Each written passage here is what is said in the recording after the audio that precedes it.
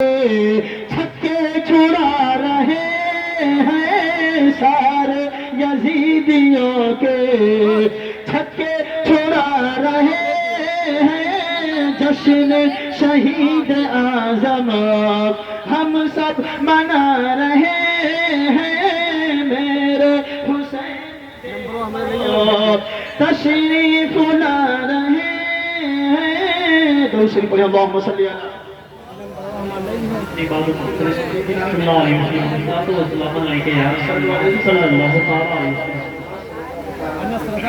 حضرات، ابھی میں نے خطبہ مسنونہ کے بعد قرآن مجید کی ایک مشہور آیت کریمہ کی تلاوت فرمائی۔ اللہ رب العزت قرآن شریف کے اندر ارشاد فرماتا ہے،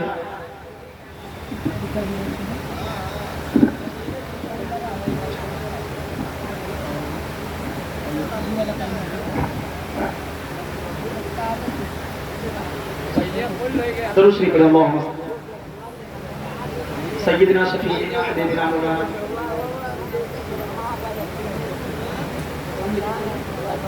صلو علیہ السلام علیکم رسول اللہ صلی اللہ تعالی علیہ وسلم۔ حضرات، جو حضرات جا رہے ہوں کو جانے دیجئے، کسی حاجت کے تحت جا رہے ہوں گے، آپ لوگ دل جمعی کے ساتھ بیٹھیں۔ ابھی انشاءاللہ میرے بعد قاری نثار شریف صاحب کے بعد ماشاءاللہ بہت ہی بہترین انداز میں نبی کی نعت پڑھتے ہیں۔ کوئی بھی آدمی بیٹھنے کو جو ہے سوچ ہی نہیں سکتا، اسے اٹھنے کے لیے مجبور ہو جانا پڑے گا۔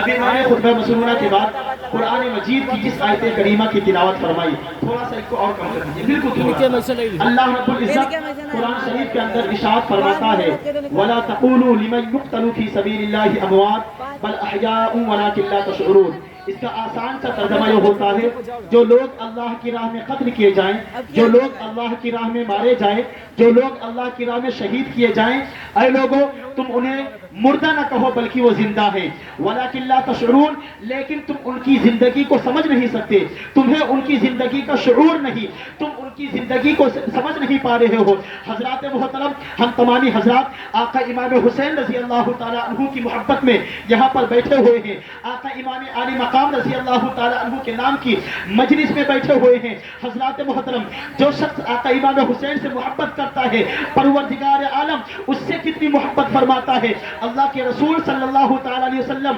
ارشاد فرماتے ہیں، احب اللہ من احب حسینہ، جو شخص امام حسین سے محبت کرتا ہے پروردگار عالم اس سے محبت کرتا ہے۔ حضرات محترم، اس حدیث پاک کی روشنی میں اللہ رب العزت ہم تمام حضرات آقا امام حسین سے محبت کرتے ہیں تو پروردگار عالم ہم سے بھی محبت فرما رہا ہے۔ حضرات محترم، آئیے میں آپ کو بتاتا چلوں، پیارے آقا صلی اللہ تعالیٰ علیہ وسلم آقا امام حسین سے کتنی محبت کیا کرتے تھے۔ ہم تمامی حضرات صرف آقا امام حسین سے محبت نہیں کرتے ہیں، آقا امام عالی مقام رضی اللہ تعالیٰ عنہ کی محبت کا دم جو ہے صرف ہم ہی نہیں بھرتے ہیں، بلکہ میرے آقا صلی اللہ تعالیٰ علیہ وسلم جس قدر پیارے آقا میرے آقا صلی اللہ تعالیٰ علیہ وسلم آقا امام حسین سے محبت کرتے تھے، اس قدر میرے آقا محبت فرماتے تھے کہ اللہ کے رسول صلی اللہ تعالیٰ علیہ وسلم ارشاد فرماتے ہیں، یمتسو لعاب الحسینی کما یمتسو رجل التمرات، یعنی میرے آقا صلی اللہ تعالیٰ علیہ وسلم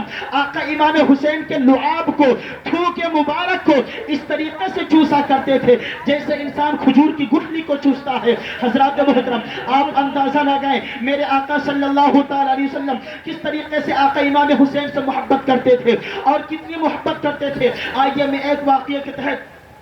آپ کو سمجھاتا چلوں کہ میرے آقا صلی اللہ تعالیٰ علیہ وسلم آقا امام حسین سے کتنی محبت فرمایا کرتے تھے۔ ایک مرتبہ کا واقعہ ہے، امام حسین رضی اللہ تعالیٰ عنہ کی لڑکپن کی عمر شریف ہے، بچپنے کا عالم ہے۔ امام حسین رضی اللہ تعالیٰ عنہ کی ابھی جو ہے بچپن کی عمر شریف ہے۔ میرے آقا امام حسین مدینہ شریف کی نورانی گلیوں میں گھوم رہے تھے، مدینہ شریف کی نورانی گلیوں میں ٹہل رہے تھے۔ ٹہلتے ٹہلتے آقا امام حسین مدینہ شریف کے نورانی گلیوں میں ٹہلتے ٹہلتے مسجد نبوی کے قریب پہنچ جاتے ہیں، مسجد شریف کے قریب پہنچ جاتے ہیں۔ آقا امام حسین جب مسجد نبوی کے قریب پہنچتے ہیں تو کیا دیکھتے ہیں کہ میرے آقا صلی اللہ تعالیٰ علیہ وسلم مسجد نبوی میں جلوہ گر ہیں، مسجد نبوی میں صحابہ کو تقریر فرما رہے ہیں۔ آقا امام حسین نے جب اپنے نانا جان کو دیکھا تو مسجد کے اندر جانا چاہتے ہیں، مسجد کے اندر جو ہے جانا چاہتے ہیں۔ آقا امام حسین رضی اللہ تعالیٰ عنہ مسجد نبوی کے زینے پر چڑھنا شروع کر دیتے ہیں۔ ایک زینے پر چڑھتے ہیں، دوسرے زینے پر چڑھتے ہیں، تیسرے زینے پر چڑھتے ہیں، جیسے ہی چوتھے زینے پر چڑھنا تھا آقا امام حسین زینے سے نیچے تشریف لے آتے ہیں، زینے سے گر پڑتے ہیں۔ میرے آقا نے امام حسین کو جیسے ہی گرتے دیکھا فوراً میرے آقا صلی اللہ تعالیٰ علیہ وسلم تقریر فرمانا بند کر دیتے ہیں، تقریر کرنا بند کر دیتے ہیں، واض و نصیحت کرنا بند کر دیتے ہیں، چونکہ امام حسین گر پڑے تھے اور میرے آقا دوڑ کر آتے ہیں، آقا امام حسین کو اٹھا لیتے ہیں، اٹھا لینے کے بعد میں مسجد نبوی کے اندر لے کر جاتے ہیں۔ جب مسجد نبوی کے اندر لے کر جاتے ہیں، چونکہ بڑے بڑے صحابہ کرام موجود تھے، حضرت ابو بکر صدیق موجود ہیں، حضرت عمر فاروق اعظم موجود ہے، حضرت عثمان غنی موجود ہیں، میرے آقا صلی اللہ تعالی علیہ وسلم جب امام حسین کو لے کر اندر تشریف لے جاتے ہیں، حضرت ابو بکر صدیق کھڑے ہو جاتے ہیں، عرض کرتے ہیں یا رسول اللہ علیہ الصلوۃ والسلام اگر آپ مجھ کو اجازت دے دیتے میں آقا امام حسین کو اٹھا لیتا۔ حضرت عثمان غنی کھڑے ہو جاتے ہیں، عرض کرتے ہیں یا رسول اللہ اگر آپ مجھ کو اجازت دے دیتے میں آقا امام حسین کو اٹھا لیتا۔ حضرت عثمان غنی کھڑے ہو جاتے ہیں، عرض کرتے ہیں یا رسول اللہ اگر آپ مجھ کو اجازت دے دیتے میں آقا امام حسین کو اٹھا لیتا۔ حضرت علی کھڑے ہو جاتے ہیں، عرض کرتے ہیں یا رسول اللہ میرے دل کا ٹکڑا امام حسین ہے، میرے دل کی چاہت امام حسین ہے، میرے دل کی جگر امام حسین ہے، یا رسول اللہ علیہ الصلوۃ والسلام اگر آپ مجھ کو اجازت دے دیتے میں آقا امام حسین کو اٹھا لیتا۔ تو میرے آقا ارشاد فرماتے ہیں اے صحابہ سنو سنو، اے صحابہ غور سے سنو، کل جب دین مصطفیٰ کو مٹایا جا رہا ہوگا، جب دین محمدی کو مٹانے کی کوشش کی جا رہی ہوگی تو یہی امام حسین ہوں گے، کربلا کے میدان میں جائیں گے، اپنے سر کو کٹوائیں گے اور دین مصطفیٰ کو بچائیں گے۔ اس وقت امام حسین یہ نہیں کہیں گے اے ابو بکر آؤ اپنے سر کو کٹواؤ دین مصطفیٰ کو بچاؤ، اے عمر فاروق اعظم آؤ اپنے سر کو کٹواؤ دین مصطفیٰ کو بچاؤ، اے عثمان غنی آؤ اپنے سر کو کٹواؤ دین مصطفیٰ کو بچاؤ۔ نہیں نہیں، بلکہ یہی امام حسین ہوں گے، اپنے سر کو کٹوا لیں گے، دین مصطفیٰ کو بچا لیں گے۔ حضرات ہے آقا امام حسین کی اس قدر میرے آقا صلی اللہ تعالی علیہ وسلم آقا امام حسین سے محبت فرماتے ہیں۔ اور حضرات محترم جس آیت کریمہ کو میں نے اپنا موضوع سخن بنایا، پروردگار عالم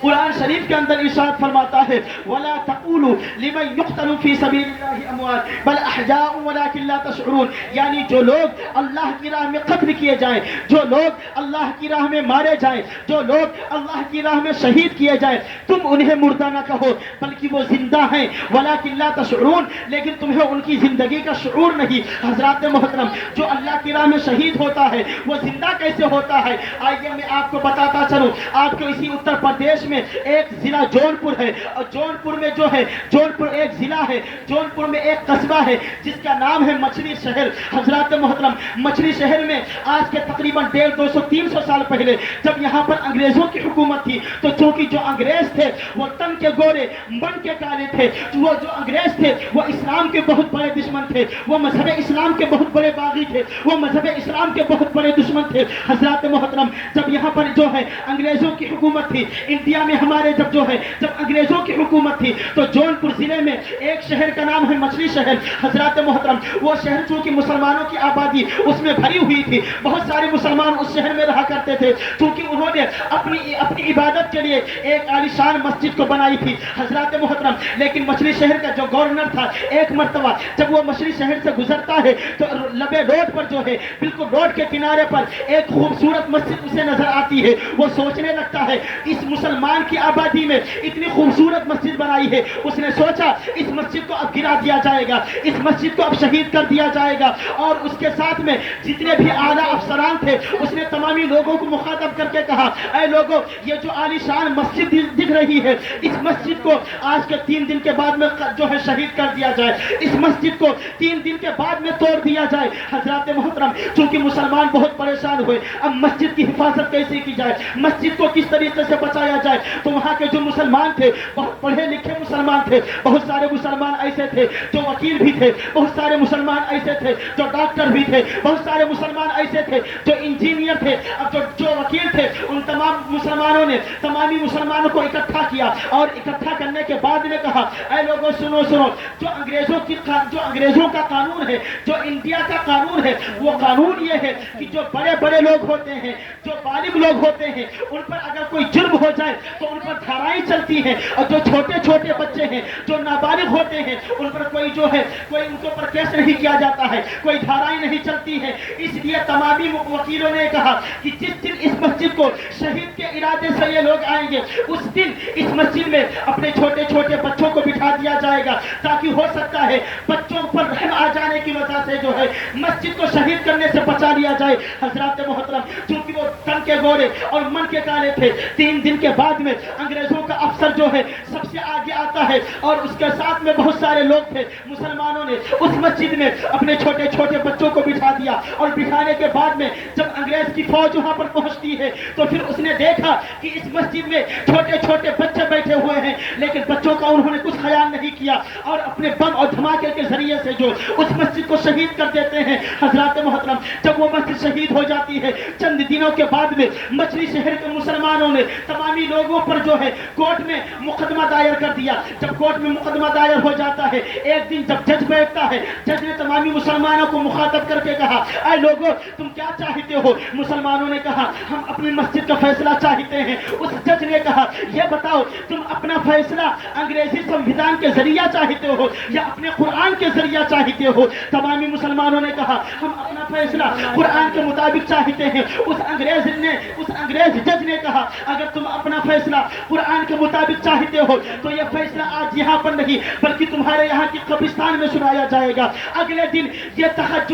یہ کرسی تمہارے یہاں کے قبرستان میں لگائی جائے گی۔ حضرات محترم، تمامی مسلمانوں نے کہا ٹھیک ہے، اس بات پر سب کے سب راضی ہو جاتے ہیں۔ آنے والے دن میں پھر وہ جج اپنی کرسی کو لے کر پھر وہاں پر اس قبرستان میں پہنچتا ہے، مسلمانوں کے قبرستان میں پہنچتا ہے جہاں پر مسلمانوں نے اپنے چھوٹے چھوٹے بچوں کو دفن کیا تھا۔ وہ جج کہتا ہے ٹھیک ہے، اگر تم اپنا فیصلہ قرآن کے مطابق چاہتے ہو تو سب سے پہلے تم کو اپنے بچوں کی قبر کو کھودنی ہوگی۔ جن بچوں کو تم نے آج کے 3-4 دن پہلے گاڑا ہے، انہی بچوں کی قبر کو تم کو کھولنا ہوگا۔ حضرات محترم، وہ مسلمان پریشان ہو جاتے ہیں، علاقائی علماء سے پوچھتے ہیں، علماء سے مسئلہ پوچھتے ہیں کہ قبر کو کھولی جائے کہ نہ کھولی جائے۔ علماء نے جواب دیا اگر بات ایسی ہے تو قبر کو کھولی جا سکتی ہے۔ جب قبر کو کھولی گئی تو اس انگریز کی آنکھیں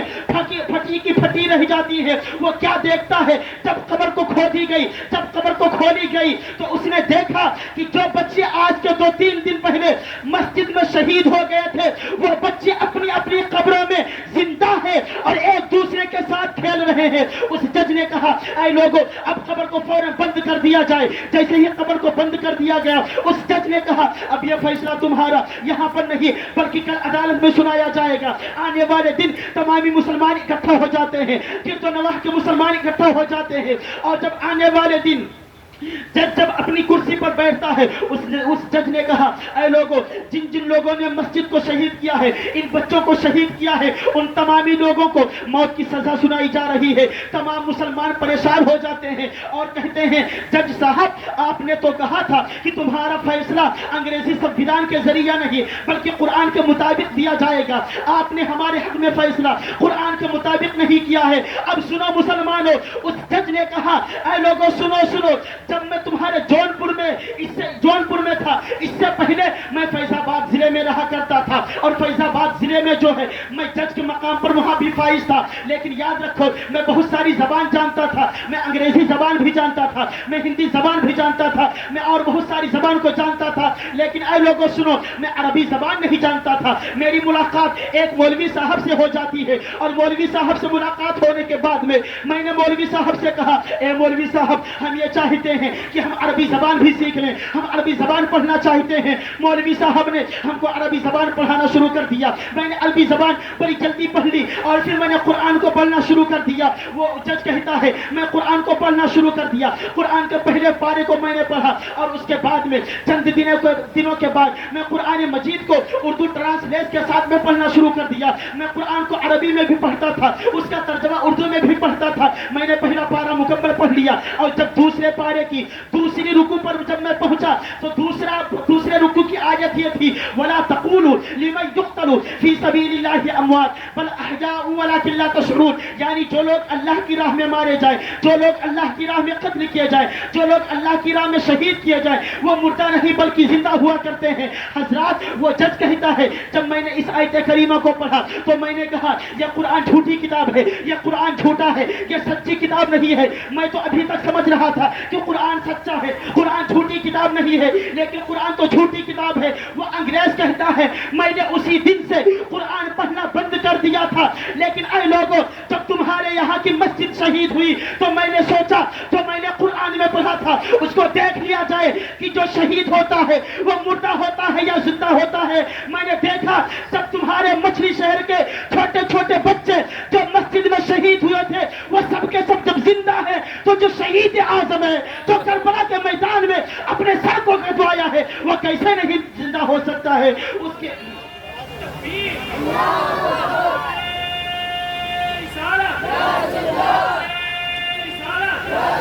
ذکر شہدائے کربلا،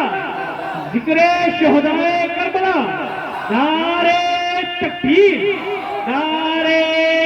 رسالت۔ وہ جج کہتا ہے اے مسلمانوں سنو سنو، میں نے سوچا کہ جب یہ آج دیکھ دیا جائے کہ قرآن صحیح کہہ رہا ہے یا غلط کہہ رہا ہے۔ قرآن میں ہم نے پڑھا تھا کہ جو لوگ اللہ کی راہ میں شہید ہوتے ہیں وہ مردہ نہیں بلکہ زندہ ہوا کرتے ہیں۔ میں نے اس دن سوچا تھا کہ قرآن تو جھوٹا ہے، قرآن جھوٹی کتاب ہے، لیکن جب میں نے مچھلی شہر کے چھوٹے چھوٹے بچوں کی قبر کو کھلوا کر دیکھا تو میں سمجھ گیا کہ جب مچھلی شہر کے چھوٹے چھوٹے بندے جو ہے، چھوٹے چھوٹے بچے اپنی قبر میں زندہ ہو سکتے ہیں تو میدان کربلا کا شہید اعظم وہ کیسے نہیں زندہ ہو سکتا ہے؟ اے لوگوں تم سب کے سب گواہ ہو جاؤ، میں کلمہ پڑھ کر داخل اسلام ہو جاتا ہوں۔ حضرات یہ شان ہے شہیدوں کی، حقیقت میں جو شہید ہوا کرتا ہے وہ مردہ نہیں بلکہ زندہ ہوا کرتا ہے۔ شاعر نے کہا ہے قتل حسین اصل میں مرگ یزید ہے، اسلام زندہ ہوتا ہے ہر کربلا کے بعد، اسلام زندہ ہوتا ہے ہر کربلا کے بعد۔ استغفر اللہ ربی